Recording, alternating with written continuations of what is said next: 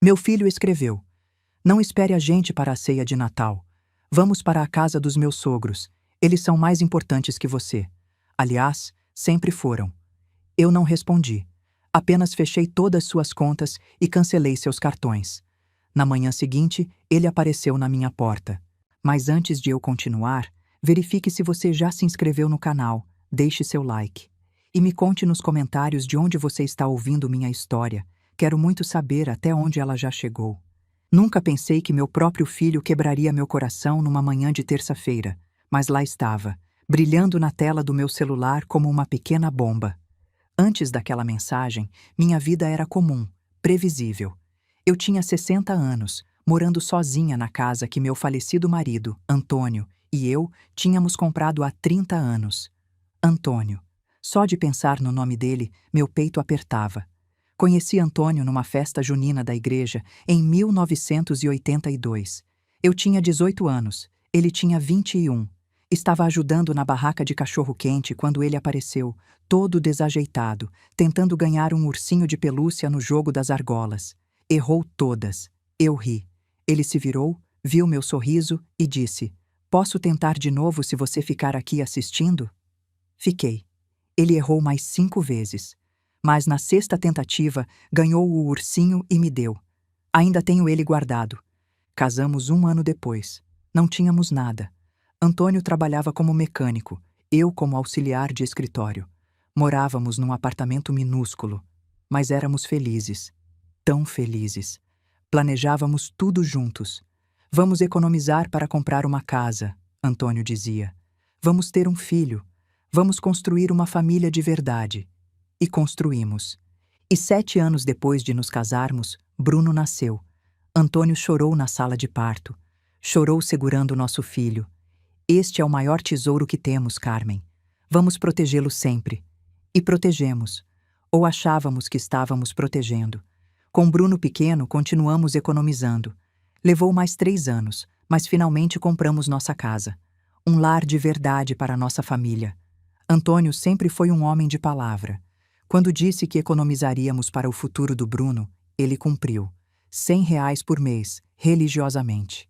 Mesmo quando o carro quebrou e precisávamos de outro. Mesmo quando a geladeira pifou. Mesmo quando eu fiquei doente e faltei trabalho. O dinheiro do Bruno é sagrado, ele dizia. Não se toca. É para o futuro dele. Durante 34 anos fomos felizes.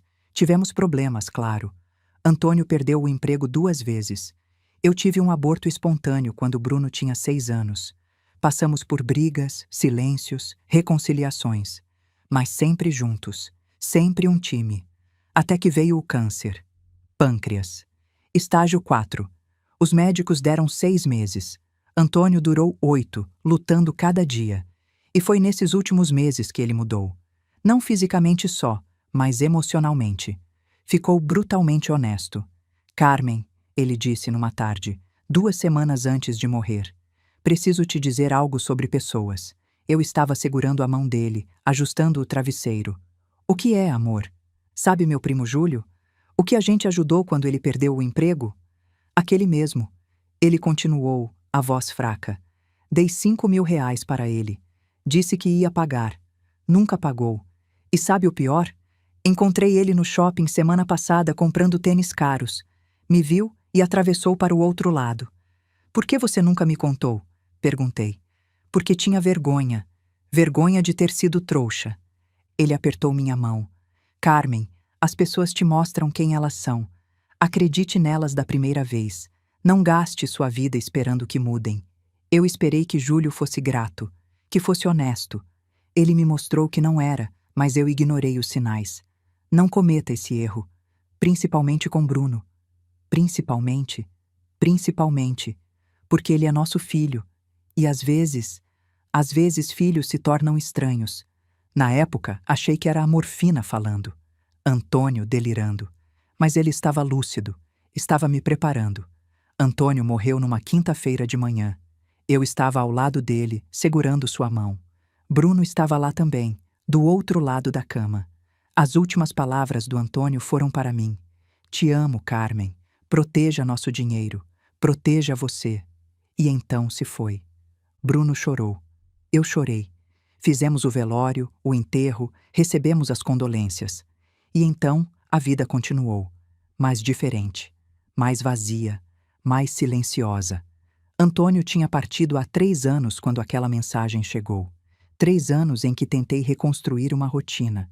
Café da manhã na varanda, trabalho voluntário na biblioteca às terças e quintas, almoços de domingo que eu cozinhava para Bruno e Cristina sempre que eles tinham tempo, o que ultimamente não era frequente. Porque Bruno tinha mudado. Não de repente. Foi gradual. Tão gradual que quase não percebi até ser tarde demais. Quando Bruno era criança, ele era grudado em mim. Mamãe, me leva na escola? Mamãe, me ajuda com o dever?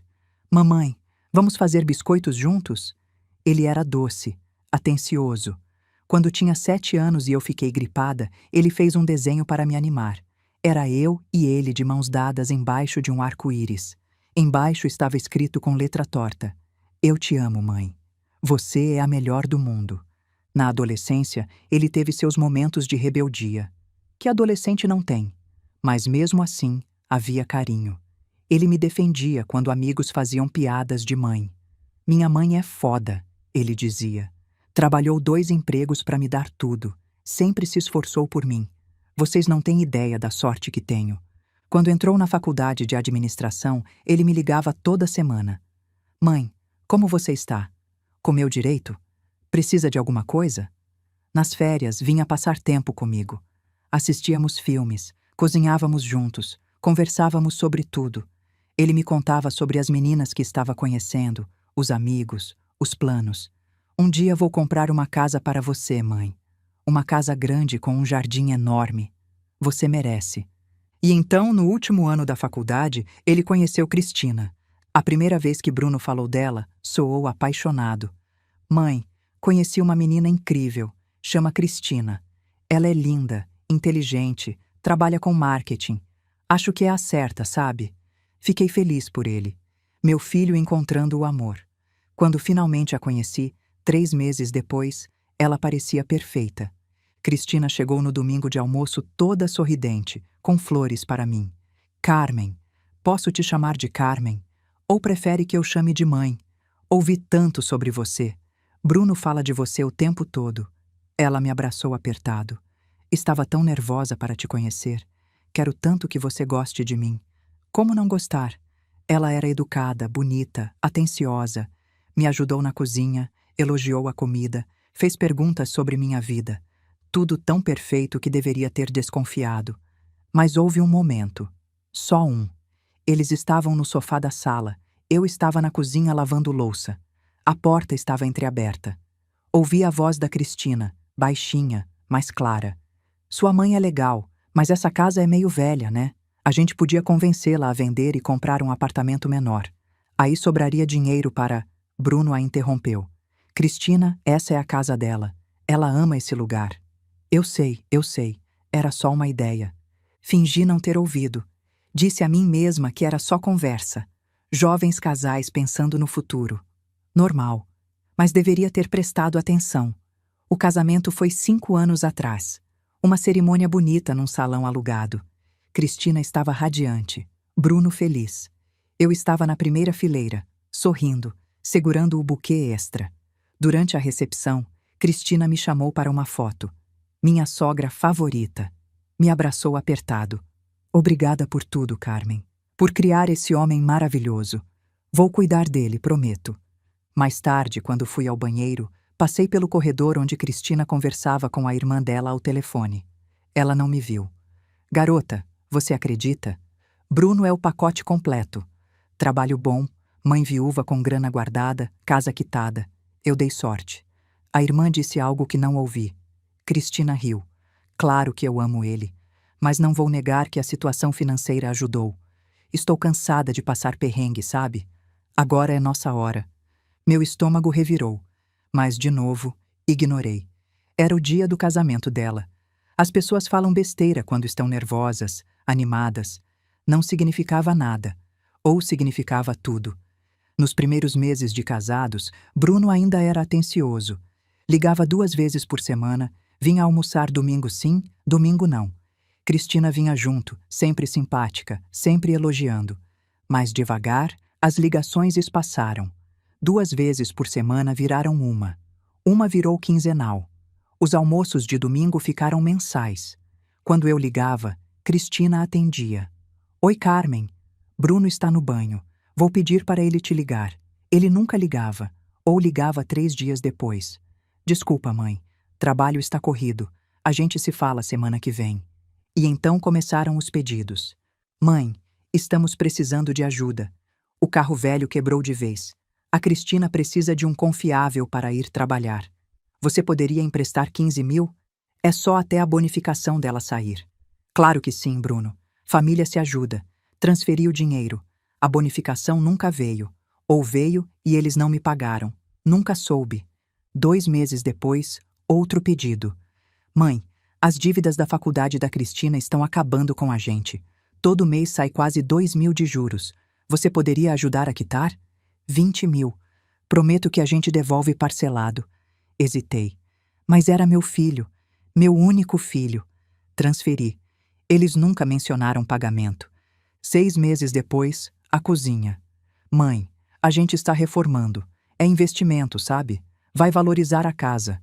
Mas o empreiteiro quer 30 mil adiantados. Você tem? Dessa vez, realmente hesitei. 55 mil em menos de 1 ano. Mas Bruno parecia desesperado. Por favor, mãe. Você é a única que pode ajudar. Transferi. Nunca fui convidada para ver a cozinha pronta. E depois disso, silêncio. Semanas sem ligação. 1 mês inteiro. Quando finalmente consegui falar com Bruno, foi breve. Oi, mãe. Tudo bem? Tudo bem. E aí? Nada. Só queria saber de você. Que bom. Olha, preciso desligar. A gente se fala. Clique. Me senti pequena, invisível, como se tivesse me tornado inconveniente. E talvez tivesse. Talvez fosse só a mãe de quem se lembra quando precisa de dinheiro. Comecei a notar outros sinais. Aniversários esquecidos. Meu aniversário de 59 anos passou sem ligação. Mandei mensagem. Oi, filho, hoje é meu aniversário. Ele respondeu no dia seguinte. Nossa, desculpa, mãe. Parabéns atrasados. Um emoji. Era tudo o que eu valia. Dia das Mães. Costumávamos passar juntos. Ele sempre me dava flores. Fazíamos um almoço especial. Naquele ano, ele mandou flores por entrega. Nem veio. Mensagem. Estamos viajando. Aproveita as flores. Te amo. Viajando. Descobri depois pelo Instagram da Cristina que estavam num resort em Angra, postando fotos de piscina, drinks caros, sorrisos largos, mas não tinham tempo para almoçar com a mãe. Eu tinha notado as mudanças lentamente. Bruno costumava ligar a cada poucos dias só para saber como eu estava. Então se tornou 1 vez por semana, depois a cada 2 semanas. Quando ele ligava, Cristina estava sempre lá no fundo, e as conversas pareciam tensas, ensaiadas. Ele perguntava como eu estava, mas nunca esperava tempo suficiente para ouvir a resposta real. Mãe, não vamos poder ir domingo, se tornou sua frase favorita. Ainda assim, eu dizia a mim mesma que era normal. Ele tinha 34 anos, construindo sua carreira no mercado imobiliário. Cristina trabalhava com marketing. Eles estavam ocupados. Jovens casais precisavam de seu espaço. Mas no fundo, eu sabia. Sabia que algo estava errado. Sabia que meu filho estava se afastando. E a pior parte, eu deixava. Porque confrontar significaria admitir que talvez ele não me amasse tanto quanto eu amava ele. E essa verdade era pesada demais para carregar.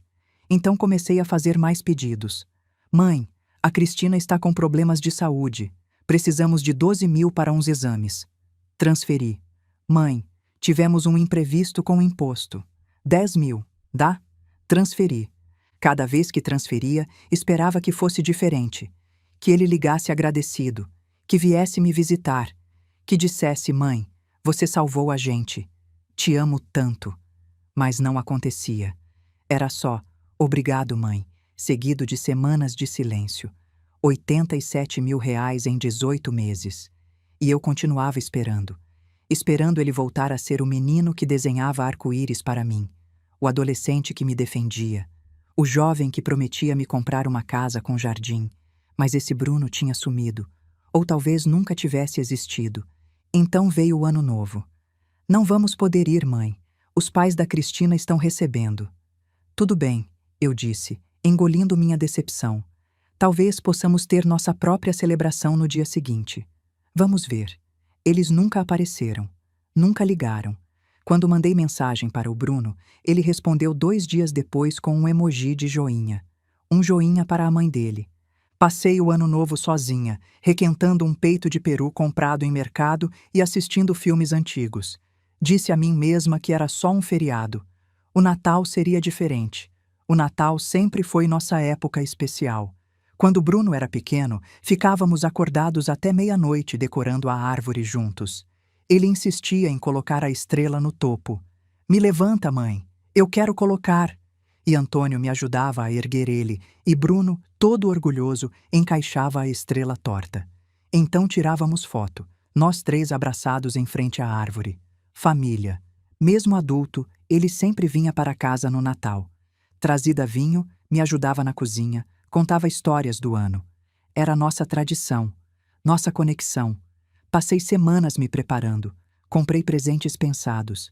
Um relógio que Bruno tinha mencionado meses atrás. Um perfume caro para Cristina. Planejei o cardápio favorito dele. Peru, farofa, torta de maçã com canela. Fiz seus biscoitos favoritos, sequilhos com canela extra, aqueles que ele comia 5 de uma vez quando criança. Mandei mensagem para ele 2 vezes para confirmar que ele estava vindo. Sim, mãe. Vamos estar aí. Alívio inundou através de mim. Viu? Eu estava me preocupando à toa. Bruno ainda se importava. Ainda éramos família. Então, na manhã de terça-feira, a mensagem chegou. Não espere a gente no Natal. Vamos para a casa dos pais da Cristina. Eles são mais importantes que você. Aliás, sempre foram. Li 3 vezes, 4 vezes, 5.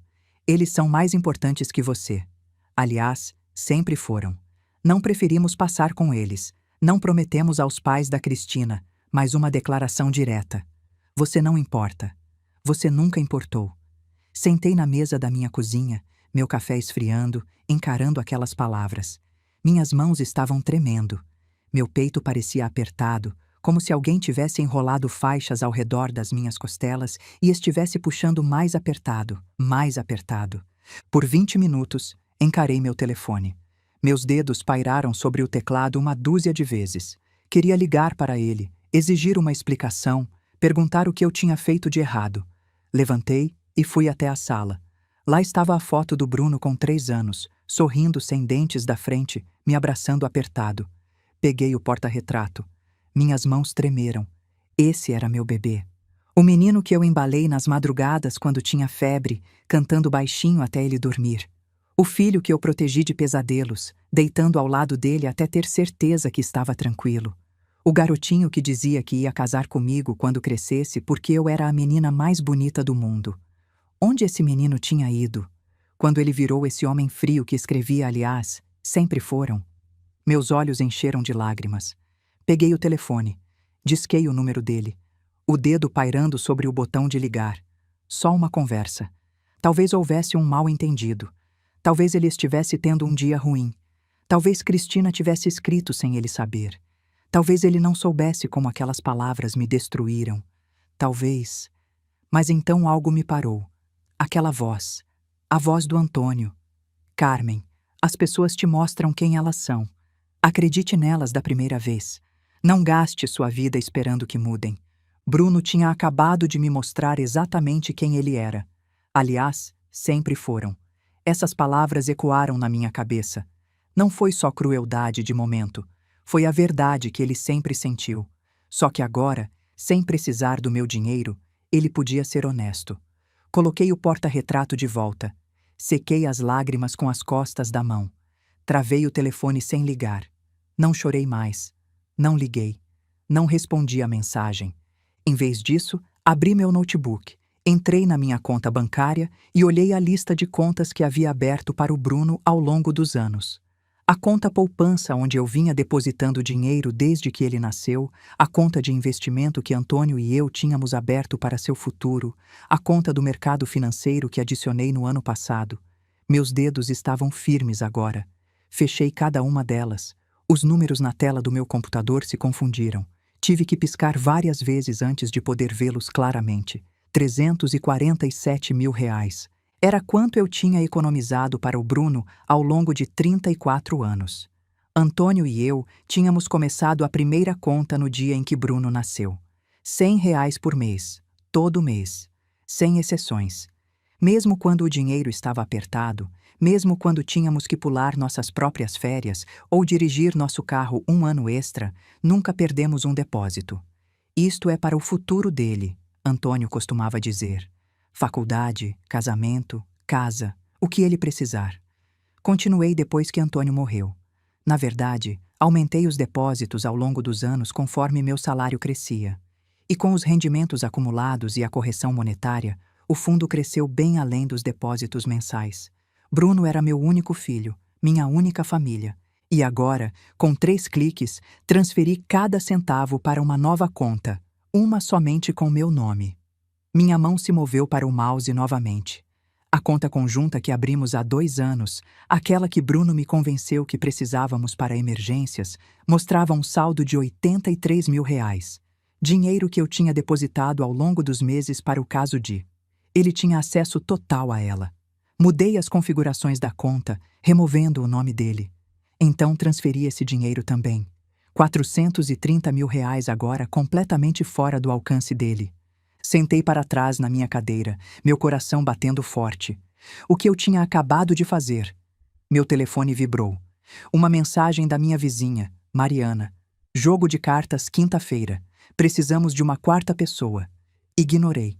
Não conseguia pensar em jogos de cartas agora. Em vez disso, abri uma planilha e comecei a documentar tudo. Cada empréstimo, cada transferência, cada promessa de pagamento que nunca se materializou. 15 mil para o carro, nunca mencionado novamente.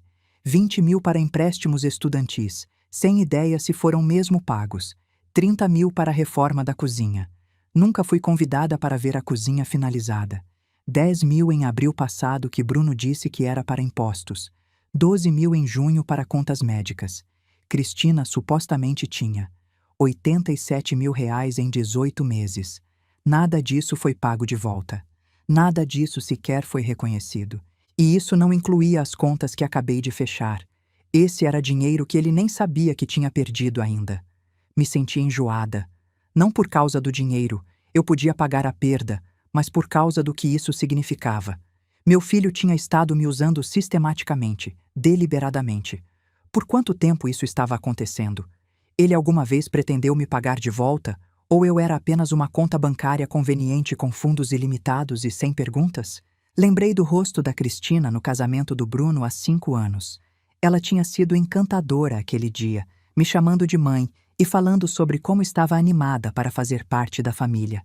Mas houve aquele momento quando a ouvi falando com a irmã. Bruno está bem de vida, sabe? A mãe dele está sentada em toda a herança do Antônio. E naquele outro momento no primeiro almoço, a gente podia convencê-la a vender a casa. Aí sobraria dinheiro. Quantos outros momentos eu tinha ignorado? Quantos sinais eu tinha deixado passar porque queria acreditar que meu filho me amava? Levantei, minhas pernas instáveis, e caminhei até a janela. O céu de dezembro estava carregado de nuvens, prometendo as típicas chuvas de verão. 2 casas adiante, os Andrade já estavam colocando luzes de Natal. Natal. Amanhã. Eu passaria sozinha porque meu filho tinha decidido que eu nunca importei. A dor me atingiu então, aguda e repentina. Agarrei o parapeito da janela, minha respiração vindo em suspiros curtos. Este era meu filho, o bebê que segurei através de incontáveis noites sem sono. A criança que enfaixei e confortei e torci por. O adolescente que me deixou louca, mas que eu amei ferozmente de qualquer jeito. O homem que tinha acabado de me dizer que eu nunca importei. As lágrimas vieram finalmente, quentes e raivosas. Deixei-as cair. Fiquei naquela janela e chorei pelo filho que perdi. Se ele alguma vez realmente tinha sido a pessoa que eu pensava que era. Quando as lágrimas pararam, me senti diferente. Mais vazia, mas também mais clara. Não ia deixar isso me destruir. Não seria a mãe patética que continuava dando e dando enquanto seu filho pegava e pegava. Criei Bruno para ser melhor que isso. Se ele escolheu este caminho, isso era com ele. mas eu me protegeria. Sequei meu rosto e voltei para meu computador. Precisava de um advogado, não qualquer advogado, alguém especializado em direito de família e planejamento patrimonial. Também precisava de documentação, cada mensagem de texto, cada e-mail, cada extrato bancário mostrando as transferências. À meia-noite, tinha tudo organizado numa pasta na minha área de trabalho. Encontrei 3 advogados que tinham excelentes avaliações. Anotei perguntas para fazer a eles. Até comecei a rascunhar um novo testamento porque se Bruno e Cristina pensavam que eu era apenas uma velha indefesa que poderiam manipular, estavam prestes a aprender o contrário. Meu telefone vibrou novamente. Desta vez olhei, uma mensagem do Bruno. Te vejo em breve. Encarei aquelas 3 palavras. Te vejo em breve. Depois do que ele disse. O que isso sequer significava? Então entendi. Ele ainda não sabia. Não sabia que fechei as contas. Não sabia que movi o dinheiro. Ele pensava que tudo ainda estava igual. Sorri. Só um pouquinho. Deixe-o pensar isso. Deixe-o vir. Eu estaria pronta. Na manhã de quarta-feira, sentei no escritório da doutora Patrícia Santos, a advogada. Seu escritório ficava no 3º andar de um prédio reformado no centro, com grandes janelas com vista para a avenida principal. Tudo nele dizia competência, as estantes organizadas, os diplomas emoldurados da USP, o jeito que ela olhou nos meus olhos quando apertou minha mão. Dona Carmen, me conte tudo, ela disse, abrindo um bloco de notas amarelo. Eu contei. Levei-a através da linha do tempo. O dinheiro, a distância crescente, a mensagem cruel, as contas que fechei. Patrícia escutou sem interromper, fazendo anotações em caligrafia rápida e precisa. Quando terminei, ela ficou quieta por um momento. Dona Carmen, ela finalmente disse, a senhora fez a coisa certa fechando essas contas, mas precisamos agir rapidamente. Se seu filho tem acessado contas conjuntas, ele pode tentar esvaziar outras antes que a senhora possa protegê-las. Meu estômago afundou. Que outras? Qualquer conta com o nome dele nela? Qualquer cartão de crédito onde ele seja usuário autorizado? A senhora tem seguro de vida? Ele está listado como beneficiário? Sim, ele é o único beneficiário. Patrícia anotou algo. Precisamos revisar todo o seu patrimônio hoje, se possível. Quero ver cada conta, cada apólice de seguro, cada ativo. Pode me trazer esses documentos? Eu trouxe. Tirei a pasta grossa que havia preparado ontem à noite. Ela pareceu impressionada. Eficiente. Gosto disso. Pela próxima hora passamos por tudo. A expressão de Patrícia ficou mais sombria a cada página. Dona Carmen, isto é exploração financeira. Legalmente, porque a senhora deu o dinheiro de boa vontade, é difícil classificar como abuso de idoso, mas o padrão é claro. Ele e a esposa têm estado sistematicamente extraindo seus ativos. Posso recuperar o dinheiro? Improvável. A senhora teria que provar que foi um empréstimo, não um presente. E isso é difícil sem acordos escritos. Mas podemos prevenir perdas futuras. Recomendo 3 passos imediatos.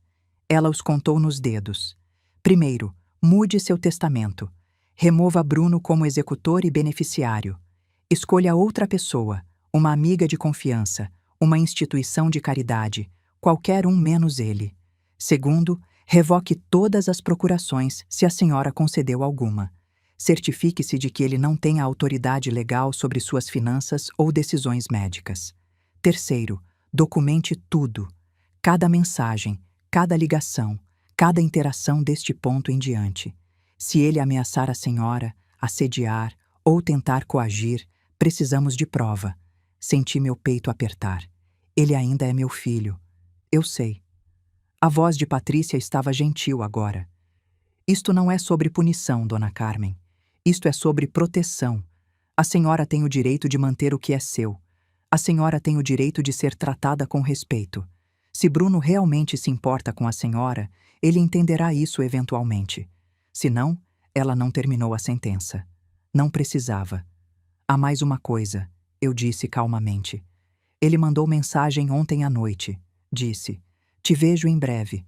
Acho que ele está planejando visitar. Patrícia acenou lentamente. Ele provavelmente está checando suas contas. Quando perceber que estão fechadas, ele virá. Esteja preparada para essa conversa, Dona Carmen. Não será agradável. O que devo dizer? A verdade. A senhora está protegendo seus ativos. Está magoada pelo comportamento dele. Espera respeito. Além disso, não deve explicações a ele. E Dona Carmen? Ela me olhou seriamente. Não deixe-o entrar em sua casa se não se sentir segura. Não se encontre com ele sozinha. Considere ter uma amiga presente. Saí do escritório de Patrícia com um pacote grosso de papelada e uma consulta de acompanhamento agendada para a próxima semana. Minhas mãos estavam tremendo enquanto dirigia para casa. Eu estava realmente fazendo isso? Tomando ação legal contra meu próprio filho? Mas que escolha ele me deixou? Entrei na minha garagem ao meio-dia. Um carro familiar estava estacionado na rua. O BMW do Bruno. Meu coração começou a disparar. Ele já estava aqui. Ele sabia. Sentei no meu carro por um momento, agarrando o volante.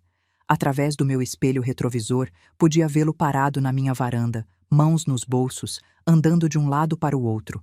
Peguei meu telefone e mandei mensagem para Mariana ao lado. Bruno está aqui. Se ouvir gritos, por favor, venha. Ela respondeu imediatamente. Estou observando. É só falar. Respirei fundo e saí do carro. Bruno se virou ao som da minha porta fechando. Seu rosto estava corado, sua mandíbula tensa. Mãe, ele disse. Mas não era uma saudação. Era uma acusação. Bruno, caminhei em direção à minha porta da frente, chaves na mão. Ele bloqueou meu caminho. Que diabos você fez? Não sei do que você está falando. Mantive minha voz calma, mesmo com meu pulso martelando. As contas, mãe. O fundo da faculdade, a conta de investimento, a poupança, todas sumiram. Não, eu disse calmamente. Elas não sumiram. Eu as movi. Você as moveu? A voz dele subiu. Você moveu 300 mil reais sem me avisar? Não precisava te avisar. É meu dinheiro. É meu dinheiro? Você economizou para mim. Você disse que era para meu futuro. Olhei para ele então. Realmente olhei para ele. Seu rosto estava contorcido de raiva, mas havia algo mais por baixo. Pânico, desespero. Era para o seu futuro, eu disse. Mas seu futuro não inclui me tratar como se eu nunca tivesse importado. A expressão dele mudou. Por apenas um segundo, vi algo piscar em seus olhos. Culpa, vergonha. Mas então a voz da Cristina cortou o ar. Bruno, você já perguntou a ela? Me virei. Cristina estava saindo do banco do passageiro do BMW, sua bolsa de grife no ombro, sua expressão afiada. Ela caminhou pela entrada como se fosse dona dela, seus saltos clicando no pavimento. Carmen, ela disse, não exatamente sorrindo. Precisamos conversar. Não os convidei para dentro. Ficamos ali na minha varanda, o sol de dezembro batendo forte em nossas cabeças. Do outro lado da rua, podia ver as cortinas da Mariana se moverem. Ela estava observando. Não há nada para conversar, eu disse, tentando destrancar minha porta. Cristina deu um passo mais perto, me bloqueando novamente. Na verdade, você acabou de roubar 300 mil reais do seu filho. Não roubei nada. Aquele dinheiro sempre foi meu. Você prometeu a ele. A voz de Cristina estava afiada agora, a máscara agradável escorregando. Você disse a ele que era o fundo da faculdade, a herança dele. Você não pode simplesmente tomar de volta. Posso, e tomei. Bruno agarrou meu braço, não com força, mas firme o suficiente para que eu parasse de me mover. Mãe, o que está acontecendo com você? Isso não é como você. Olhei para baixo para a mão dele no meu braço, depois de volta para seu rosto. Me solte. Não até você explicar. Me solte agora. Algo na minha voz o fez me soltar. Dei um passo para trás, colocando distância entre nós. Você quer uma explicação? Tudo bem. Estou cansada de ser usada. Estou cansada de dar e dar enquanto você pega tudo e não oferece nada em retorno. Nem respeito básico.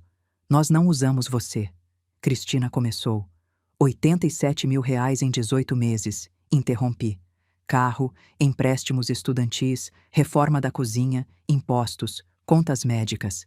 Devo continuar? Quanto disso vocês pagaram de volta? Eles ficaram quietos. Era o que eu pensava. Cruzei meus braços.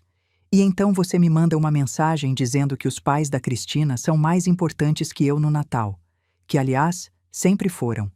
Então sim, Cristina, Movi meu dinheiro para contas onde só eu posso acessá-lo, porque aparentemente não posso confiar no meu próprio filho. O rosto do Bruno passou por várias expressões: raiva, confusão, então cálculo. Mãe, você está chateada. Entendo que aquela mensagem foi dura. Peço desculpas, mas fechar as contas, isso é extremo. Vamos entrar e conversar sobre isso como adultos. Não, não, eu disse não. Vocês não vão entrar na minha casa. Não hoje. Os olhos da Cristina se estreitaram. Você está sendo ridícula, Carmen. Somos família. Família não se trata do jeito que vocês me trataram. Ah, por favor, Cristina estourou.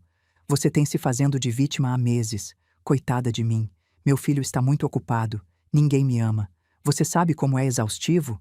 Bruno te liga toda semana. Ele ligou uma vez nas últimas 6 semanas. Uma vez. Porque você o faz sentir culpado toda vez. Você o faz sentir terrível por ter sua própria vida. Minhas mãos estavam tremendo agora, mas de raiva, não de medo. Saiam da minha propriedade. Mãe. Bruno tentou de novo. Eu disse: saiam da minha propriedade. Os dois. Tudo bem. Cristina agarrou o braço do Bruno. Quer jogar assim? Tudo bem, mas vai se arrepender disso, Carmen. Aquele dinheiro deveria ser do Bruno. Precisamos dele. Por quê? Perguntei. Por que vocês precisam dele tão desesperadamente? Os dois congelaram. Que dívidas vocês realmente têm? Pressionei. Porque isto não é sobre empréstimos estudantis ou reformas, é? O que vocês fizeram com todo aquele dinheiro? O rosto da Cristina ficou pálido. Bruno desviou o olhar e de repente eu soube que havia algo maior aqui. Algo que não me contaram. Saiam, eu disse calmamente. E não voltem até estarem prontos para me contar a verdade. A verdade toda. Cristina se virou e caminhou em direção ao carro. Bruno demorou, sua expressão conflituosa. Mãe, por favor, nos dê apenas uma chance de explicar. Bruno, se você realmente quer explicar, sabe onde me encontrar. Mas não hoje. Não assim. Preciso de tempo. Ele acenou lentamente. Depois seguiu Cristina até o carro. Assisti-os irem embora, Bruno ao volante, o perfil da Cristina rígido de raiva. Só quando o carro deles desapareceu na esquina, minhas pernas começaram a tremer. Tateei com minhas chaves, finalmente consegui abrir a porta e cambaleei para dentro. Tranquei a porta atrás de mim. Então deslizei para o chão, minhas costas contra a madeira, e soltei um suspiro que não sabia que estava segurando. Meu telefone vibrou. Mariana, você está bem? Quer que eu vá aí? Respondi a mensagem. Estou bem. Obrigada por observar. Mas não estava bem. Não realmente. Acabara de mandar meu filho embora da minha porta. Confrontei-o sobre dinheiro e mentiras e manipulação. Vi o pânico real nos olhos da Cristina quando perguntei sobre as dívidas deles. No que eles tinham se metido? E mais importante, o que fariam a seguir? Os próximos dias passaram num silêncio estranho e oco. Não ouvi do Bruno, não ouvi da Cristina. Meu telefone ficou silencioso, exceto por mensagens preocupadas da Mariana e algumas amigas da biblioteca.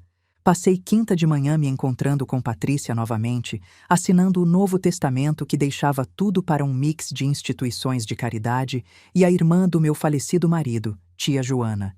Bruno foi mencionado apenas para explicitamente excluí-lo de herdar qualquer coisa. Isso entra em vigor imediatamente, Patrícia explicou, e estou registrando no cartório hoje. Acenei, minha caneta pairando sobre a linha de assinatura.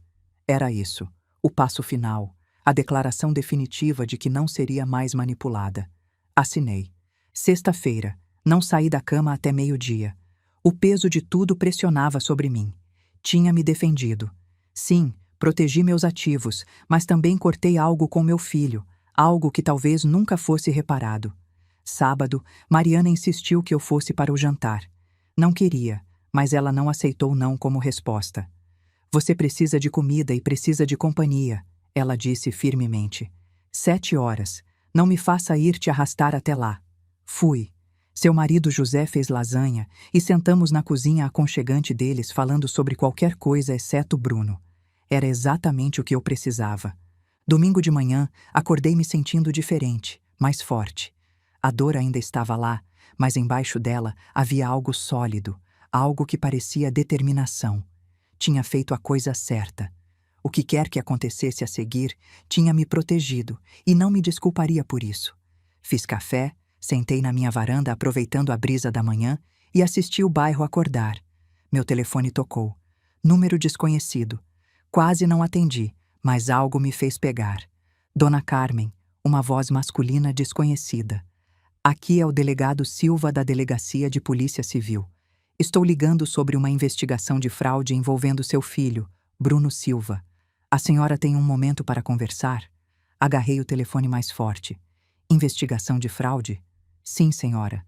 Sinto ligar assim, especialmente tão perto dos feriados. Podemos nos encontrar? Prefiro discutir isso pessoalmente. 20 minutos depois, o delegado Silva estava sentado na minha sala de estar. Ele estava na casa dos 40, com olhos cansados e um rosto gentil que provavelmente tinha ouvido histórias tristes demais. Dona Carmen, a senhora está ciente de que seu filho pediu falência há 7 meses atrás? A sala inclinou. O quê?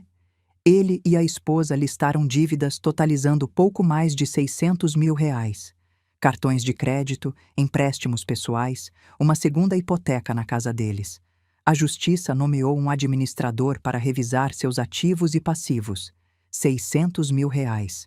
O número ecoou na minha cabeça. Durante a revisão, o delegado Silva continuou. O administrador encontrou irregularidades, grandes depósitos em dinheiro que não foram declarados, compras caras feitas depois do pedido de falência. Seu filho alegou que não tinha ativos familiares, nenhum apoio financeiro, mas nossa investigação sugere o contrário.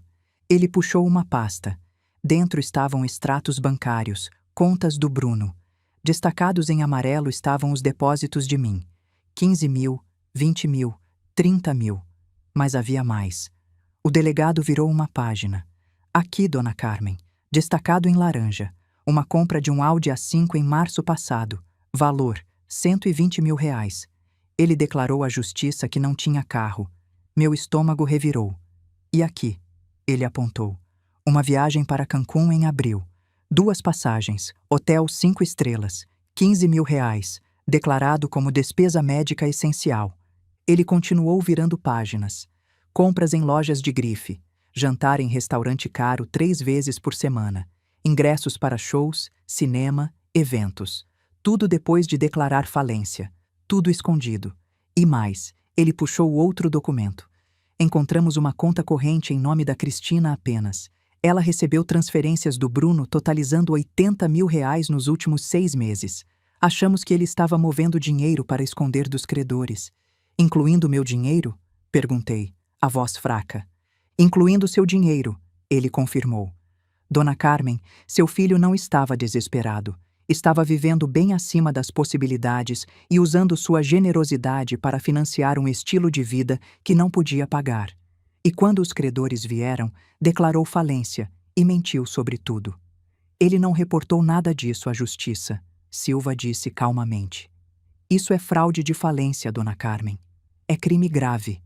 Me senti nauseada. Eu não sabia. Juro que não sabia nada disso. Acredito na senhora. Por isso estou aqui. Precisamos de sua cooperação. Precisamos de documentação de cada transferência que fez para seu filho nos últimos 2 anos. Datas, valores, propósitos, e precisamos saber se ele a coagiu de alguma forma ou fez alegações falsas sobre por que precisava do dinheiro. Pensei em todas as mentiras, os empréstimos estudantis que provavelmente não existiam, as contas médicas que nunca me foram mostradas, as reformas que nunca vi. Ele mentiu, eu disse. Sobretudo. O delegado Silva acenou. Suspeitávamos. E não é a primeira vez. Como assim? Ele respirou fundo. Fizemos uma busca mais profunda. O pai da Cristina, Sr. Matos, entrou em contato conosco há 3 meses. Disse que emprestou 50 mil reais para o casal há 2 anos. Nunca foi pago de volta. Quando pressionou, Cristina cortou contato com a família. Eles fizeram isso com o próprio pai dela? Isso mesmo. E há mais. Uma tia do Bruno, irmã do seu falecido marido, também relatou empréstimo não pago. 30 mil reais. Tia Joana? Ela nunca me contou. Provavelmente não queria preocupar a senhora. Mas quando soube da nossa investigação, veio depor. Dona Carmen, seu filho e a esposa têm um padrão. Eles pedem dinheiro emprestado de familiares, usam histórias emocionais, prometem pagar e desaparecem. A senhora não foi a primeira vítima, mas pode ser a última se testemunhar. Dona Carmen, preciso perguntar, a senhora fechou recentemente várias contas que seu filho tinha acesso? Sim, esta semana. Isso provavelmente a salvou de perder muito mais. O administrador teria apreendido quaisquer ativos conjuntos. Seu filho pode ter estado planejando esvaziar essas contas antes que fossem descobertas. A traição cortou mais fundo. Não era apenas ganância, era roubo calculado, planejado, repetido. O que acontece agora? Perguntei. Continuamos nossa investigação. Podemos precisar que a senhora testemunhe se for a julgamento. Enquanto isso, sugiro fortemente que corte todos os laços financeiros com seu filho e esposa. Não aceite ligações pedindo dinheiro. Não concorde com empréstimos ou presentes. Documente tudo. E Dona Carmen? Ele pausou. Prepare-se. Quando pessoas assim ficam desesperadas, elas fazem qualquer coisa. Elas mentem, manipulam, ameaçam. Proteja-se. Ele se levantou para sair, então pausou na porta. Dona Carmen, a senhora não fez nada de errado aqui. Pais querem ajudar seus filhos. Isso é normal. Seu filho explorou isso. Isto é com ele, não com a senhora. Depois que saiu, sentei em silêncio por um longo tempo. Tia Joana, o pai da Cristina. Quantas outras pessoas eles tinham enganado? Quantas outras famílias destruídas? Segunda à tarde, a campainha tocou.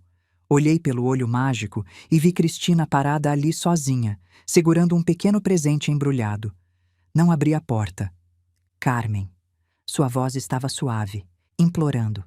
Sei que você está aí. Por favor, só quero conversar. Silêncio.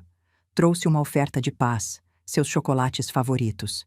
Sinto muito por tudo. Bruno também sente. Estávamos estressados e dissemos coisas que não queríamos dizer. Por favor, podemos apenas conversar? Fiquei do outro lado da porta, observando-a através do olho mágico. Sentimos sua falta, ela continuou.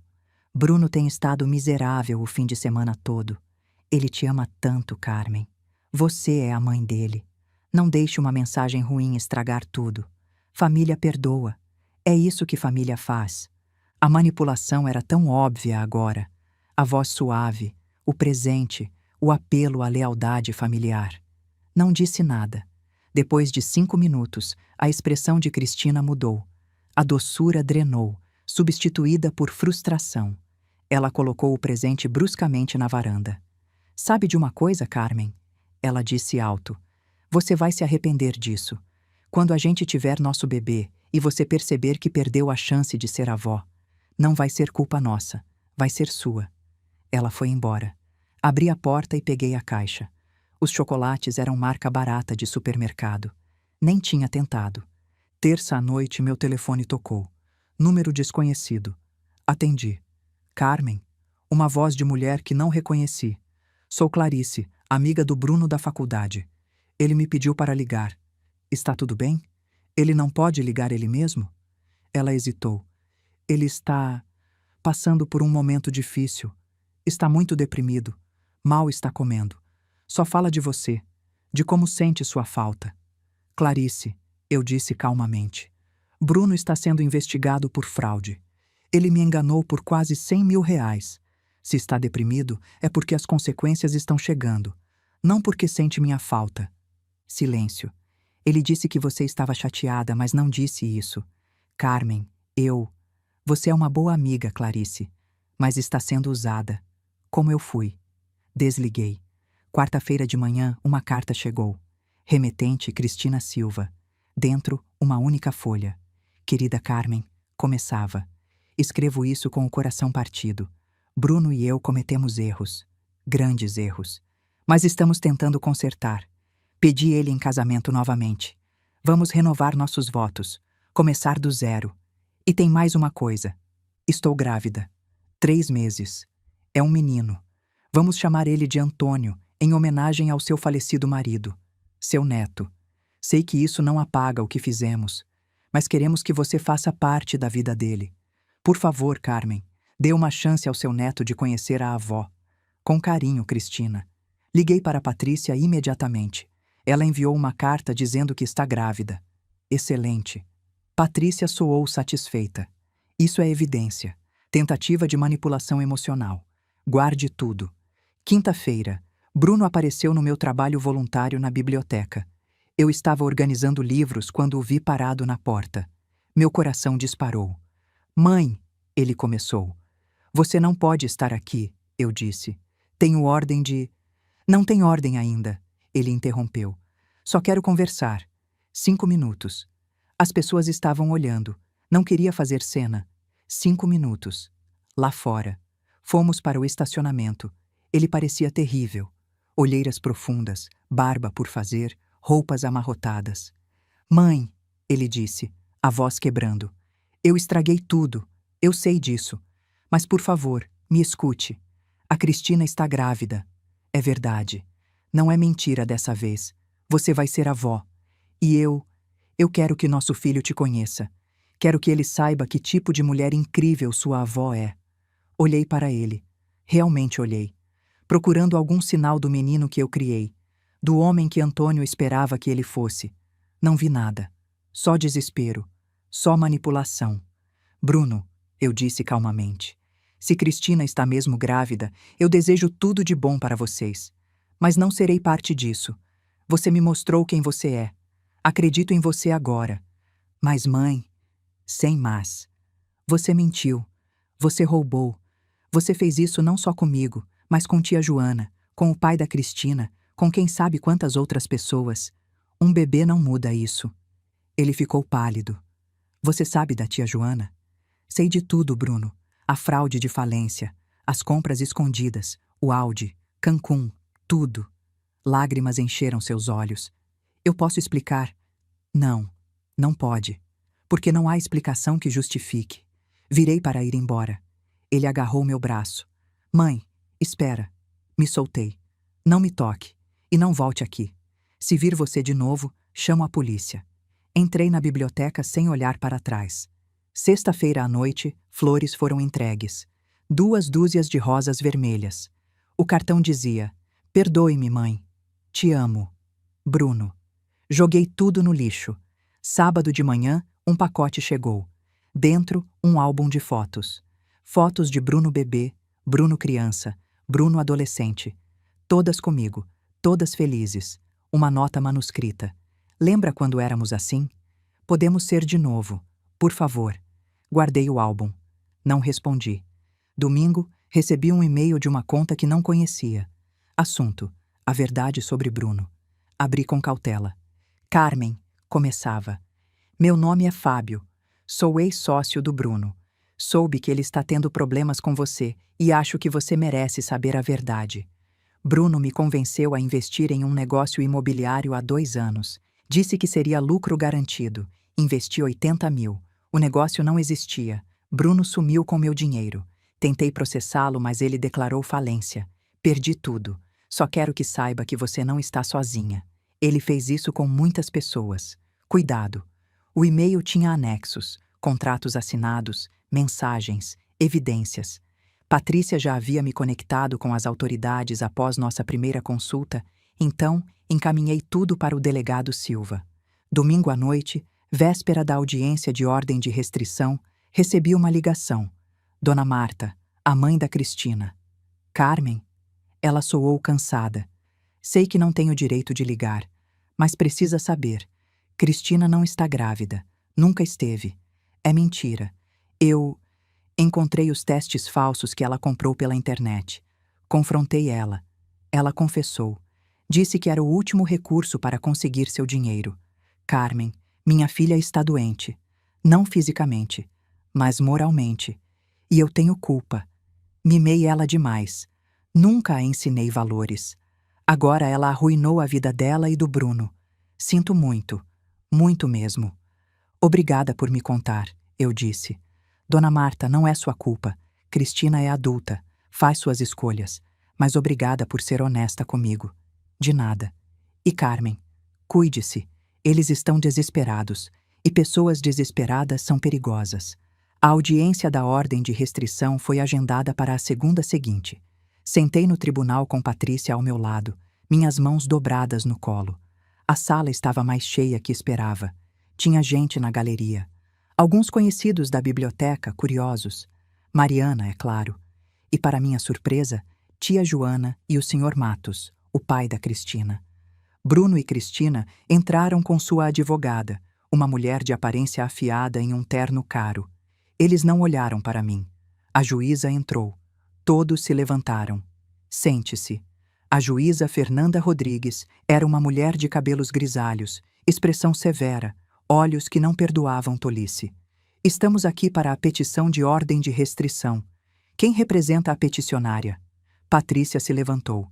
Eu, meritíssima, Patrícia Santos. E a defesa? A outra advogada se levantou. Doutora Flávia Mendes, meritíssima. Muito bem. Doutora Santos, apresente o caso. Patrícia levou a juíza através de tudo. As transferências documentadas totalizando R$ 87 mil. As contas fechadas. A mensagem de texto cruel com o aliás sempre foram. Os confrontos na varanda. A alegação falsa de gravidez, agora confirmada falsa pela própria mãe da Cristina. As tentativas de manipulação. As flores. O álbum. As ligações através de terceiros.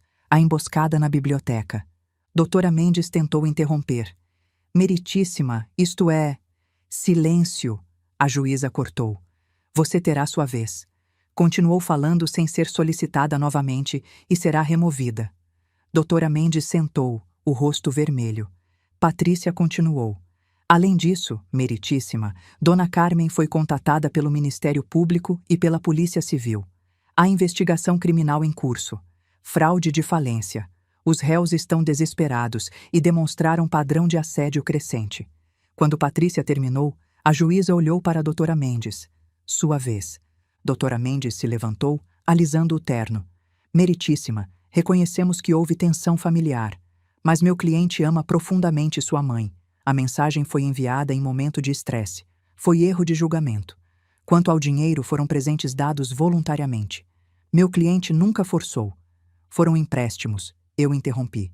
Com promessas de pagamento. A juíza me olhou. Dona Carmen, terá sua oportunidade de falar. Doutora Mendes, continue. Meritíssima, não há evidência de ameaça real. As visitas foram tentativas de reconciliação. As flores eram gesto de paz. Meu cliente só quer. Sua cliente mentiu sobre gravidez. A juíza interrompeu. Isso consta nos autos. Doutora Mendes hesitou. Foi mal entendido. Mal entendido. A mãe dela confirmou que era mentira deliberada. Silêncio. Continua, doutora Mendes. Meritíssima, peço que considere o contexto. Esta é uma mãe e filho. Família. Ordens de restrição são extremas e... Doutora Mendes, a juíza disse friamente. Notei que não negou nenhuma das alegações. Apenas pediu clemência familiar. Isso me diz tudo. Vou ouvir os envolvidos agora. Senhor Bruno Silva, levante-se. Bruno se levantou, tremendo. A juíza abriu uma pasta. Senhor Silva, enviou mensagem à sua mãe em dezembro com os dizeres, citação, eles são mais importantes que você, aliás, sempre foram. Isso está correto? Sim, meritíssima. Mas eu... Sim ou não apenas? Sim. Aceitou R$ 87 mil de sua mãe em 18 meses? Sim. Pagou alguma quantia de volta? Não, mas... Sim ou não? Não. Pediu falência em maio deste ano? Sim. Reportou as transferências de sua mãe à Justiça de Falências? Bruno olhou para a advogada. Ela deu um aceno quase imperceptível. Não, meritíssima. A juíza fechou a pasta. Sente-se. Senhora Cristina Silva, levante-se. Cristina se levantou, tentando parecer confiante, mas falhando. Está grávida, senhora Silva? Eu... estava. Tive um aborto. Quando? Na semana passada.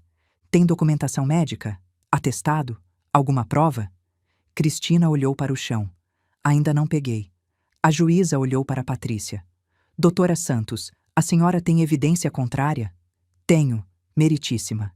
Declaração juramentada de Dona Marta Ferreira, mãe da Ré, confirmando que a gravidez era falsa desde o início. Patrícia entregou o documento. A juíza leu em silêncio. Então olhou para Cristina com desprezo visível.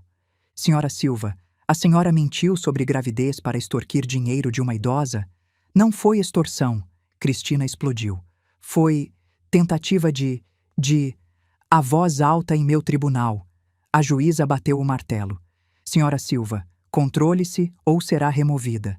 Cristina respirou fundo, tentando se acalmar. Mas eu vi a raiva fervendo. Foi tentativa de quê? A juíza pressionou. De fazer ela entender, Cristina disse, a voz quebrando. Estamos perdendo tudo. A casa, o carro, tudo. Precisamos de ajuda. Ela tem mais de 400 mil reais parados no banco e não quer ajudar o próprio filho. E por que a senhora acha que ela deve? Porque ele é filho dela. Família ajuda família.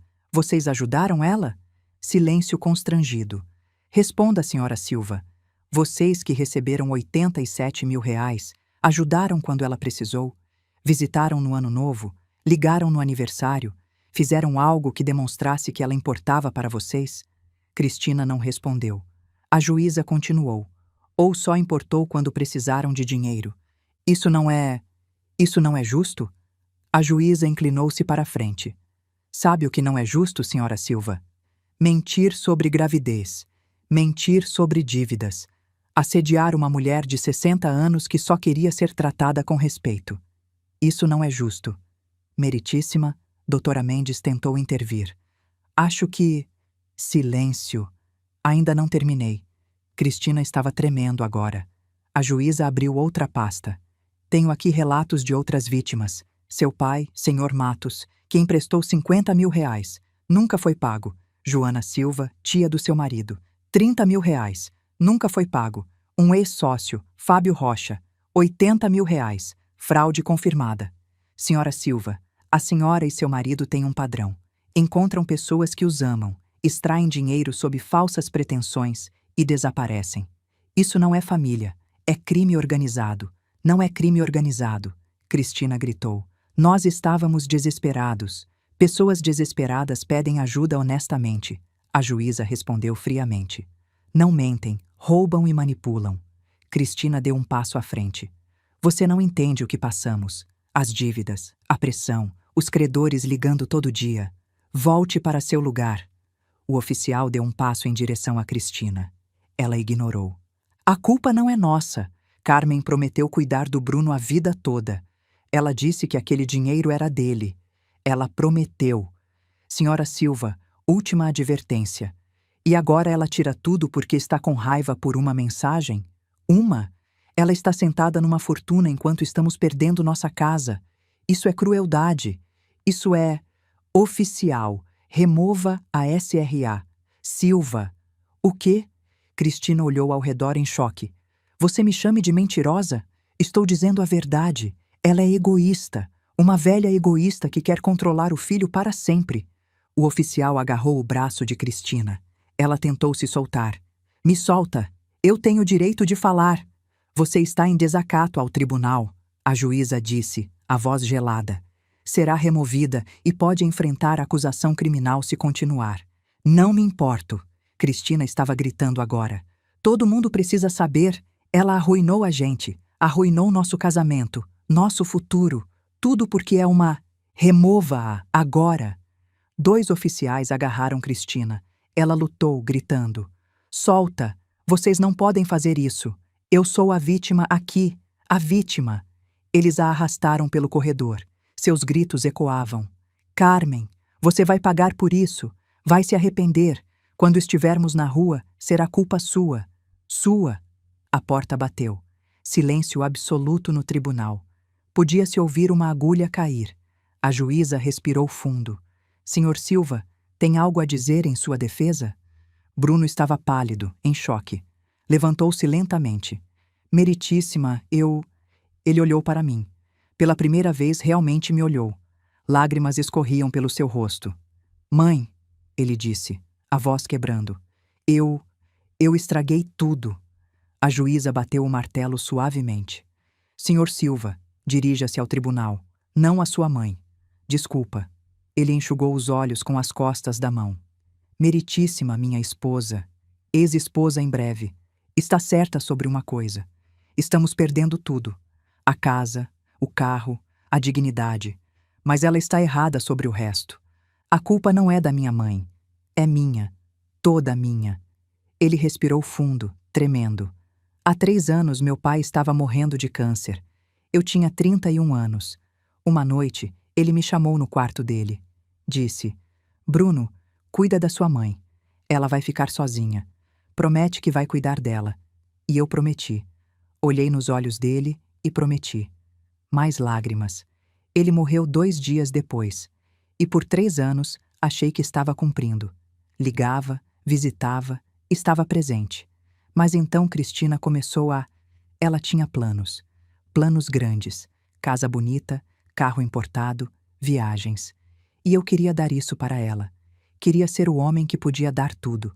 Então comecei a pedir dinheiro emprestado. Da minha mãe primeiro, porque ela nunca negava.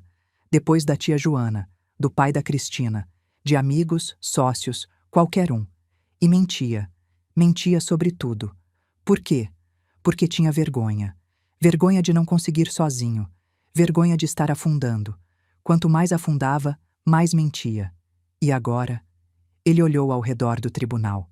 Agora perdi tudo. A casa, o casamento, a dignidade. Mas o pior, ele me olhou novamente. O pior é que perdi minha mãe. A única pessoa que sempre, sempre me amou incondicionalmente. E perdi ela porque quebrei minha promessa ao meu pai. O tribunal estava em silêncio. Algumas pessoas na galeria estavam chorando. Meritíssima, ele continuou. Não estou pedindo clemência. Não mereço. Só quero que fique registrado que minha mãe não fez nada de errado. Ela me amou, me apoiou, me deu tudo. E eu joguei tudo fora. Isso é comigo. Só comigo. Ele se sentou, cabeça baixa. A juíza olhou para mim. Dona Carmen, gostaria de se pronunciar? Levantei. O tribunal inteiro me observava. Respirei fundo. Meritíssima, comecei, minha voz firme. Meu falecido marido, Antônio, me ensinou algo importante antes de morrer. Ele disse: as pessoas te mostram quem elas são. Acredite nelas da primeira vez. Por muito tempo, ignorei os sinais. As ligações que pararam, os aniversários esquecidos, os pedidos constantes de dinheiro. Dizia a mim mesma que era só uma fase, que meu filho ainda me amava, que família era para sempre. Mas então recebi aquela mensagem: eles são mais importantes que você. Aliás, sempre foram. E naquele momento acreditei. Acreditei no que meu filho estava me mostrando, que eu não importava, que nunca importei. Olhei para Bruno. Ele não desviou o olhar dessa vez. Chorar é fácil, Bruno. Arrependimento é barato. O que é caro, o que é difícil, é mudança real. É fazer diferente. É reconstruir confiança. E isso leva anos. Não dias, não semanas. Anos. Meritíssima, não quero punir meu filho. Mas preciso me proteger. Preciso de distância. Preciso de tempo para curar. E se ele realmente quer mudar, ele entenderá isso. Ele respeitará isso. Sentei. A juíza escreveu algo, então olhou para cima. Já ouvi suficiente. Baseado nas evidências apresentadas, nos testemunhos e no comportamento demonstrado neste tribunal, estou concedendo a ordem de restrição. Senhor Bruno Silva e Senhora Cristina Silva estão proibidos de contactar Carmen Silva, direta ou indiretamente, por período de 1 ano. Não podem se aproximar a menos de 500 metros de sua residência, local de trabalho ou veículo. Não podem contatá-la via telefone, e-mail, redes sociais ou através de terceiros. Violação desta ordem resultará em prisão imediata. Ela fez uma pausa. E Senhora Silva, devido ao seu comportamento hoje, está sendo acusada de desacato ao tribunal. Será detida até pagar fiança de R$ 5.000. O martelo desceu. Bruno deixou a cabeça cair nas mãos. Do corredor, ouvi Cristina gritando de novo. Isso é injusto! Injusto! Mas os gritos foram abafando. Levantei. Patrícia me deu um abraço discreto. Você foi perfeita. Mariana veio até mim. Tia Joana também. Senhor Matos apertou minha mão. Obrigado, Carmen. Obrigado por ter coragem. Isso me deu forças para fazer o mesmo. Vou processar eles também. Na saída do tribunal, vi repórteres. Aparentemente alguém tinha avisado a imprensa. Dona Carmen, Dona Carmen, gostaria de comentar? Patrícia me guiou por eles, sem comentários. Por favor, respeitem a privacidade da minha cliente. No carro, finalmente deixei sair. Chorei. Não de tristeza, de alívio. Tinha acabado. Estava livre. Naquela noite, recebi mensagem de um número desconhecido. Um vídeo. Era do tribunal. Alguém tinha filmado. O momento em que Cristina explodiu. O momento em que foi arrastada. O vídeo já tinha 200.000 visualizações. Comentários rolavam. Que vergonha! Pessoas assim existem mesmo? Coitada da sogra, olha o que aguentou. 3 dias depois, o vídeo tinha 2 milhões de visualizações. Cristina virou meme. GIFs dela gritando eram compartilhados com legendas sarcásticas. Quando você perde no jogo e culpa os outros, com a cara dela distorcida. Karen's in Court Compilation, com ela como thumbnail. Mariana me mostrou. Carmen, você viu? Isso está em todo lugar. Vi. E? Você não está feliz? Não sinto nada, Mariana. Só quero seguir em frente. Mas o universo não tinha terminado com Cristina. 2 dias depois do vídeo viral, ela foi reconhecida num supermercado. Alguém filmou. Ei! Ei! Você não é aquela mulher do vídeo? A golpista? Cristina tentou esconder o rosto com a mão. Não sei do que você está falando. Sim, você é. Todo mundo, olha. É a mulher que tentou extorquir a sogra. Pessoas pararam. Celulares saíram. Você devia ter vergonha, alguém gritou. Explorando família. Cristina largou o carrinho e correu. O vídeo viralizou também. Golpista reconhecida em supermercado. Foge com vergonha. 500.000 views. Patrícia me ligou uma semana depois. Carmen, tenho notícias. Cristina foi demitida do emprego. Por quê? O vídeo. A empresa não quer associação com o escândalo. E tem mais. Ela tentou pegar emprego em 3 outras empresas. Todas recusaram após procurar em nome dela no Google. Ela está basicamente desempregável agora. E o Instagram dela? Ah, sim. Ele foi exposto também. Lembra das fotos de luxo? Mariana me mostrou o post completo. Alguém investigou tudo. O namorado rico que ela postava era um garçom que ela pagou R$ 50 para posar. As fotos do resort? Era clube público, entrada R$ 30. Os jantares caros? Restaurantes baratos com filtro de foto. Tudo fake. Tudinho. A página no Instagram, @instafake_detective, fez um post completo. Exposed. Mulher do vídeo viral tinha vida fake no Insta. Comparações lado a lado. A verdade versus a mentira. 800.000 curtidas. Comentários destruindo ela. Patética. Vivendo mentira para impressionar quem? Imagina acordar todo dia mentindo assim. Triste. Cristina deletou o Instagram. Mas as capturas de tela ficaram. Espalhadas. Eternas. Fevereiro trouxe o julgamento do Bruno. 3 dias no tribunal. Mas dessa vez, assisti. Queria ver. Precisava de encerramento. A acusação apresentou evidências. Montes de evidências. Os depósitos não declarados. As compras caras. As mentiras documentadas. Testemunhas depuseram. Tia Joana, voz tremente. Emprestei R$ 30.000 porque confiava nele. Era sobrinho do meu irmão falecido. Nunca imaginei. Senhor Matos, o pai da Cristina, amargo.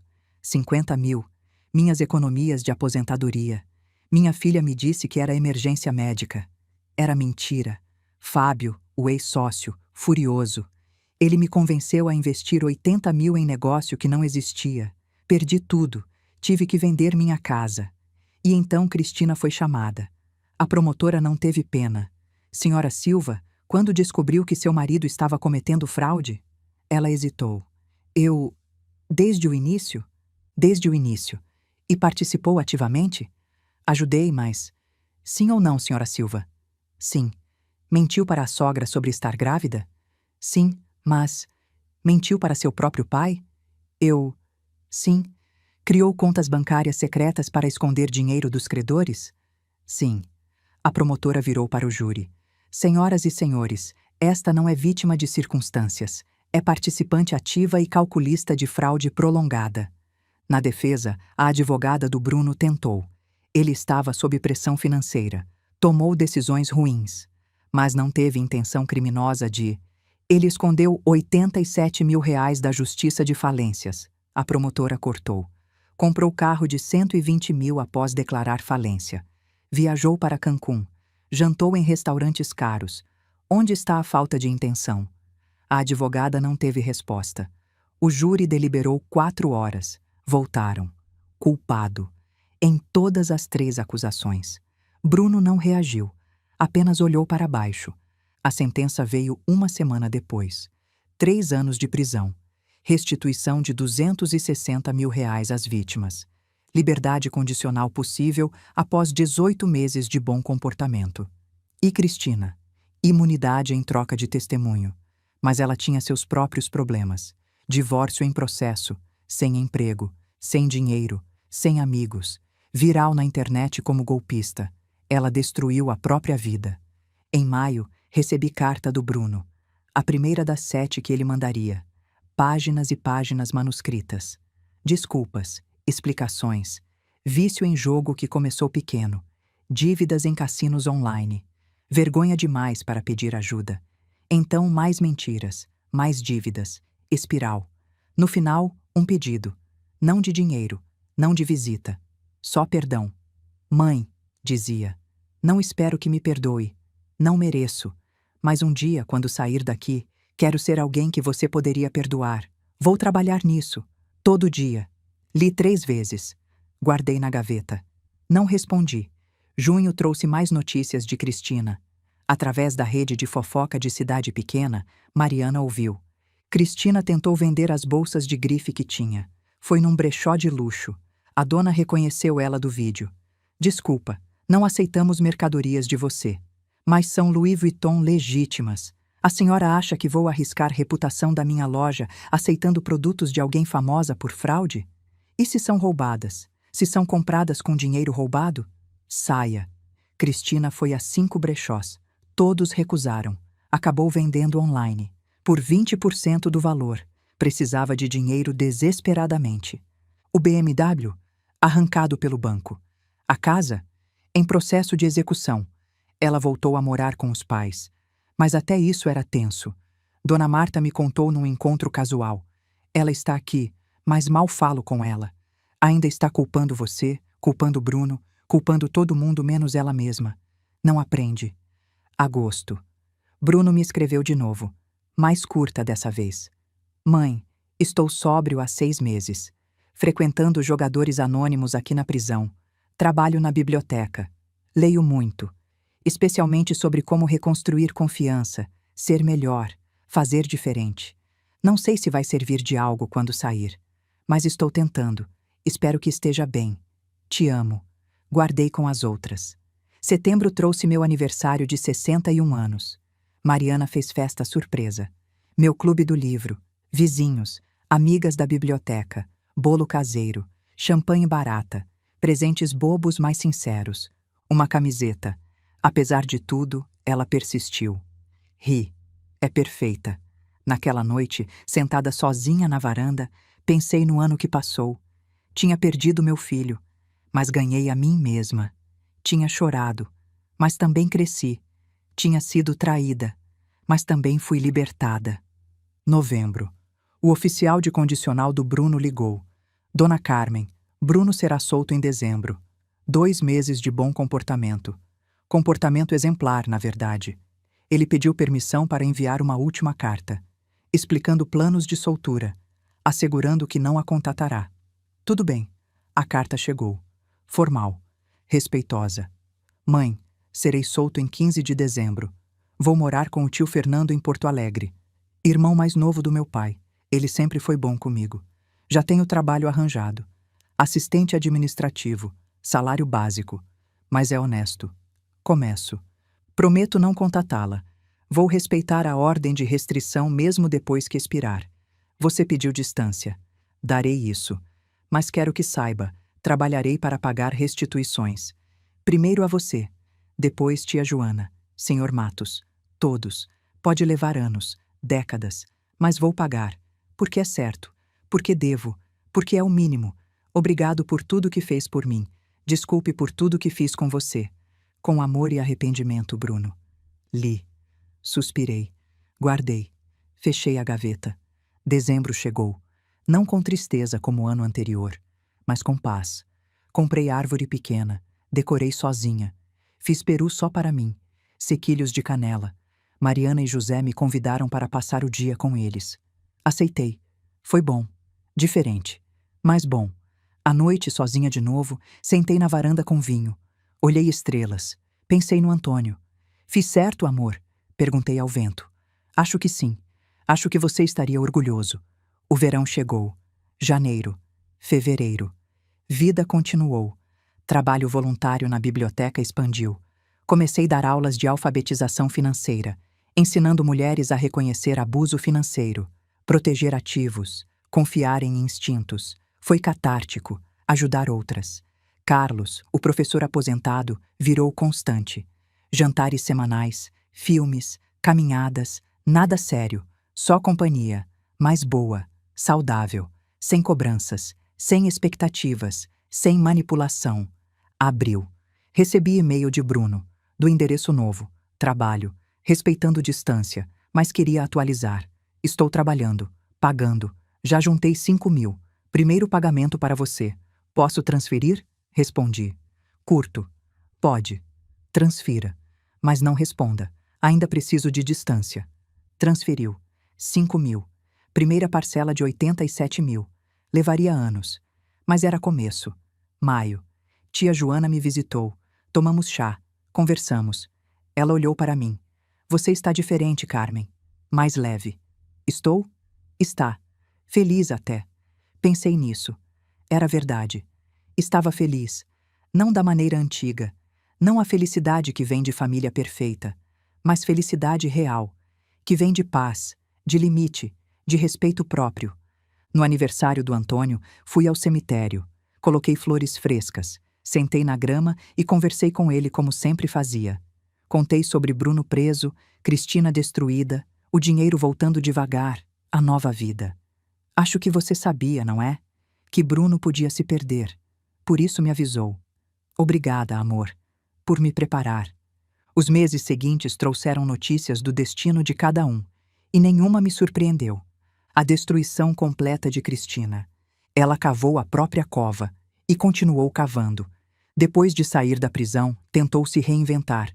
Criou um novo Instagram, postava sobre segundas chances e crescimento pessoal. Mas a internet não esquece e não perdoa.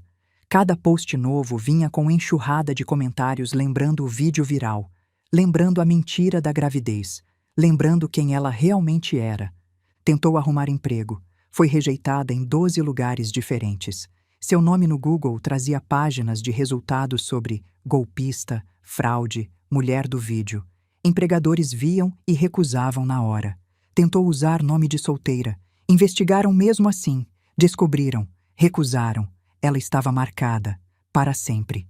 Então fez o que sempre fez quando as coisas apertavam. Tentou outro golpe. Foi para Goiânia pensando que ninguém a conheceria lá. Abriu conta em banco local. Emitiu cheques sem fundos, comprou roupas, comida, pagou aluguel, tudo com cheques que não tinham cobertura. Funcionou por 6 semanas, até que o gerente do banco assistiu TV numa manhã e viu reportagens sobre golpes comuns. Tinha uma foto dela. A mulher do vídeo viral estava na cidade dele. Chamou a polícia. Cristina foi presa de novo. Dessa vez em Goiânia. 6 acusações de estelionato. A juíza não teve pena. Condenada a 6 meses, e dessa vez, sem imunidade, sem acordo, sem desculpas. Ela cavou a própria cova e continuou cavando até não poder mais sair. A lenta reconstrução de Bruno. Meu filho, por outro lado, parecia estar tentando. As cartas continuavam chegando, não todas as semanas, mas regularmente. Bruno escrevia sobre a rotina na prisão, o trabalho na biblioteca, as reuniões de jogadores anônimos, os livros que lia. Não pedia nada, não tentava manipular. Só escrevia, como se estivesse prestando contas, mostrando o processo e os pagamentos. R$ 50 por mês nos primeiros meses. Depois 100, depois 200. Não eram valores grandes, mas eram constantes, pontuais, nunca atrasavam. Em abril, ele escreveu dizendo que tinha conseguido trabalho melhor na prisão. Assistente administrativo, ganharia mais, poderia pagar mais. E pagou. R$ 500 no mês seguinte. Quando foi solto, mudou para Porto Alegre como prometeu. Morar com tio Fernando. Arrumou emprego honesto. Continuou pagando. Continuou escrevendo. Mas nunca pediu para me ver. Nunca tentou forçar contato. Respeitava a distância que pedi. E isso significava algo. Talvez ele estava tentando. Se era mudança verdadeira ou performance, só o tempo diria. Mas pela primeira vez em anos havia esperança. Pequena, frágil, mas real. A minha nova vida. Enquanto eles lidavam com consequências, eu vivia. Realmente vivia. O trabalho voluntário se expandiu. Minha turma de alfabetização financeira cresceu. Tinha 15 mulheres agora, todas com histórias parecidas. Maridos controladores, filhos manipuladores, parentes aproveitadores. Ensinava elas a proteger o que era delas, a reconhecer sinais, a dizer não, a viver com dignidade. E tinha Carlos com seus cafés surpresa e suas conversas profundas. Carlos que nunca tentou me consertar, apenas estar presente. Num domingo de tarde, ele apareceu com um livro debaixo do braço. Trouxe algo para você, ele disse, estendendo o livro. Recomeços. Histórias de mulheres que se reinventaram depois dos 60. Folheei as páginas. Por que isso? Porque você é uma delas agora. Ele sentou ao meu lado no sofá. Sabe o que mais admiro em você, Carmen? Não é a força. Força muita gente tem. É a dignidade. Você perdeu seu filho, de certa forma. Perdeu a imagem que tinha dele. E mesmo assim, não ficou amarga. Não ficou cruel. Ficou inteira. Meus olhos encheram de água. Não me sinto inteira. Mas está. Ele segurou minha mão. Está mais inteira do que a maioria das pessoas que conheço. E eu tenho sorte de estar aqui vendo isso. Ficamos em silêncio por um momento. Não era o silêncio desconfortável que eu conhecia com Bruno e Cristina. Era o silêncio de duas pessoas que não precisavam preencher cada segundo com palavras. Era paz. Carlos, eu disse finalmente. Obrigada, por não tentar me consertar, por só estar aqui. Ele sorriu. É o mínimo que você merece. Meu aniversário de 62 anos foi diferente de qualquer outro. Mariana organizou festa maior. Mais gente. Amigas da biblioteca, do abrigo, vizinhas, até algumas alunas da turma de alfabetização financeira. Carlos estava lá, claro. Me deu presente especial, um quadro emoldurado. Dentro, a primeira página do livro que tinha me dado, e uma dedicatória manuscrita dele.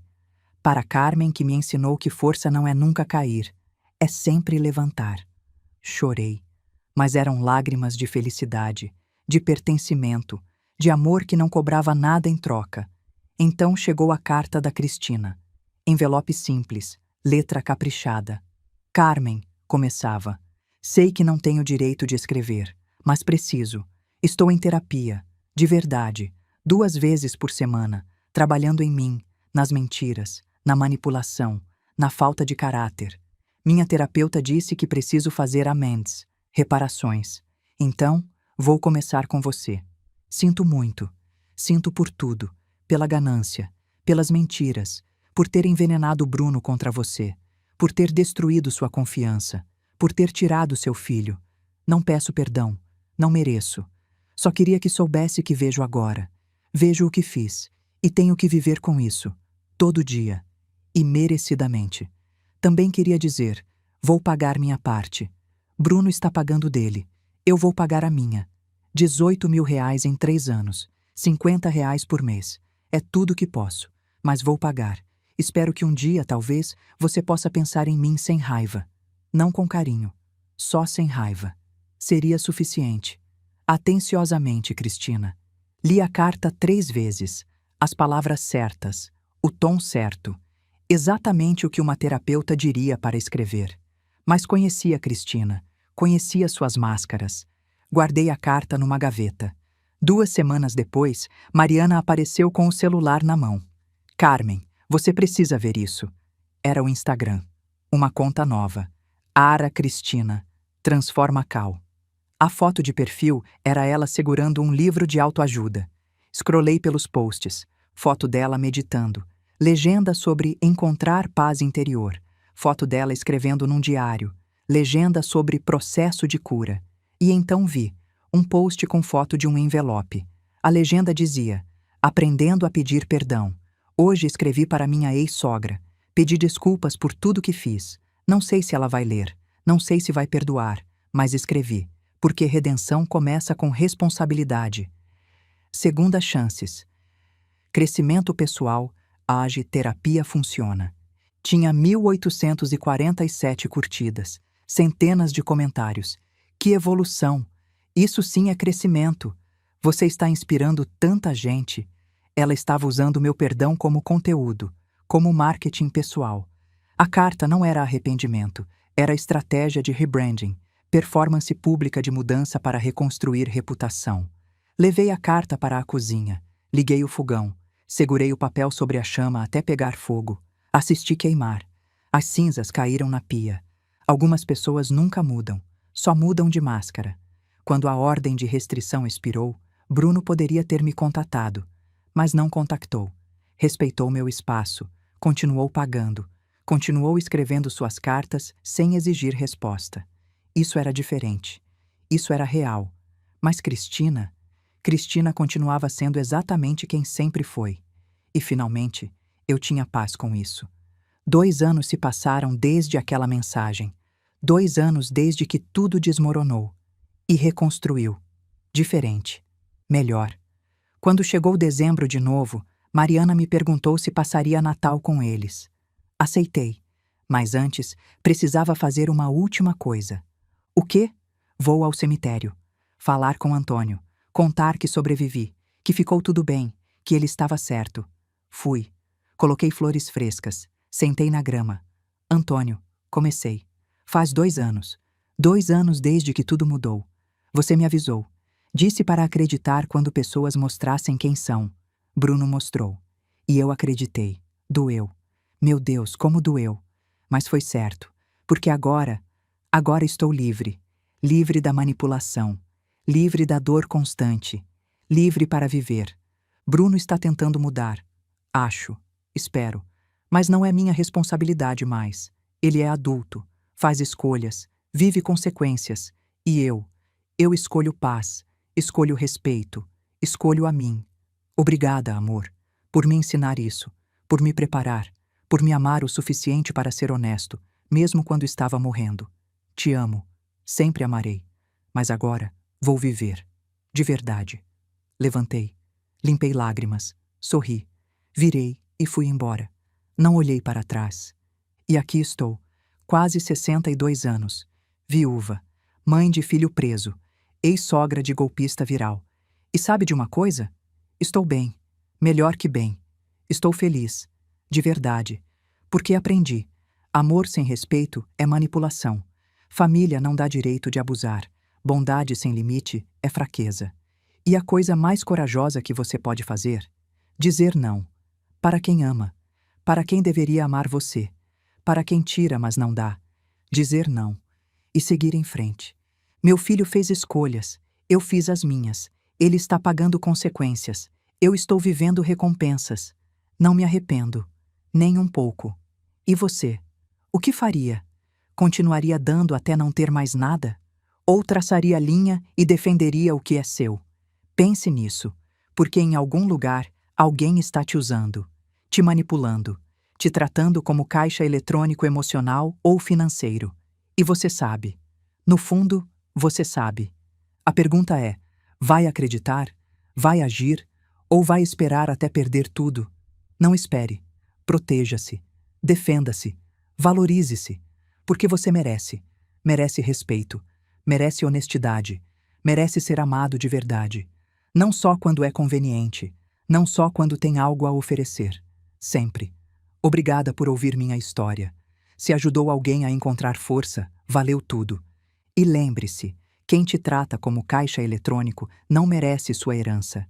Não merece sua lealdade. Não merece você. Feche as contas. Todas elas. literal e figurativamente. E viva, realmente viva. Cuidem de vocês mesmos, vocês merecem.